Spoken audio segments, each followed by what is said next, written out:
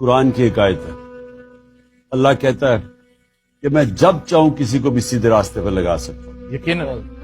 میری ماں چھوٹا سا میں جب تھا تو بستر میں سونے سے پہلے کہتی تھی کہ ایک ہی دعا ہوتی تھی کہ اللہ میں سیدھے راستے پہ لگا۔ تو مجھے جو سیدھے راستہ بچپن میں اور بڑا بھی ہو رہا تھا، ٹین ایجر بھی، ہم سیدھے راستے کو بڑا بورنگ راستہ سمجھتے تھے۔ جو دوسرا راستہ تھا جو سیدھا نہیں تھا وہ بڑا اٹریکٹیو لگتا تھا، یعنی جو گلیمر کی ورلڈ تھی۔ اور مجھے اللہ نے موقع دیا، ہر قسم کی میں نے زندگی دیکھی، کرکٹ کی وجہ سے باہر بھی رہا، ساری دنیا ٹریول کی۔ میرا جو دین کی طرف آنا تھا وہ ایک ایسا سفر تھا جو کہ خود ہی اپنی زندگی کو دیکھ کے، دنیا دیکھ کے، جس کو ہم سمجھتے تھے بڑی گلیمرس ورلڈ ہے۔ مثلا آپ اگر فلمیں دیکھیں، آپ اور ہم جب شروع میں تھے ویسٹرن فلمیں دیکھتے تھے، جو سپورٹس ورلڈ کے اندر بھی، تو جو ہیروز تھے وہ سارے سیدھے راستے پہ نہیں تھے، وہ دوسرے راستے پہ تھے۔ بالکل دوست، تو ہمارے رول ماڈلز ادھر تھے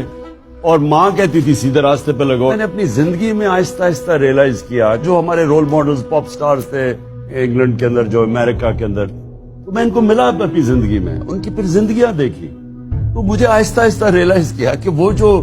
ہمیں اٹریکٹیو راستہ لگتا تھا اصل میں وہ تباہی کا راستہ ہے۔ گھر اجڑ گئے، ڈرگ کلینکس میں خودکشیاں، یعنی وہ ہم تو زندگی میں جو دوزخ جو بربادی تھی وہ میں نے اپنی آنکھوں سے دیکھی اس گلیمر ورلڈ کی۔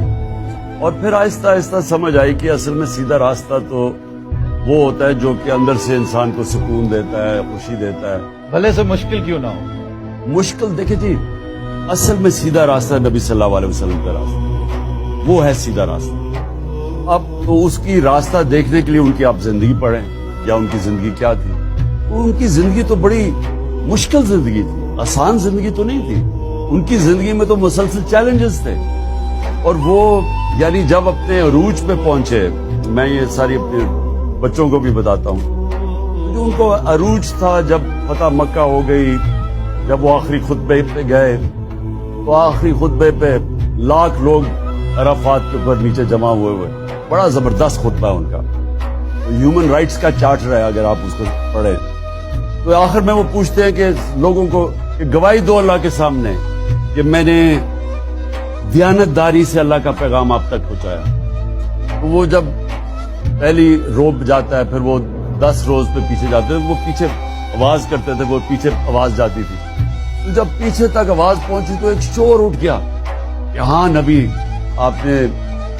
دیانت داری سے اللہ کا پیغام دیا۔ پھر لوگوں نے رونا شروع کر دیا، رونا اس لیے شروع کر دیا کہ لوگوں کو ایک دم خوف آیا کہ یہ تو ہمارے پیغام اللہ کا پورا کر دیا، تو جانے کی بات تو لوگوں نے رویا۔ تو کہنے کا مقصد یہ تھا کہ ان کی زندگی ساری مشکل تھی، لیکن جب آسان وقت آیا وہ دنیا سے جانے کا وقت آ گیا۔ جب ہم آسان زندگی ڈھونڈتے ہیں اس میں عظمت نہیں ہے، عظمت اس زندگی میں ہے جو جد و جہد کا نام ہے، جو ان کی زندگی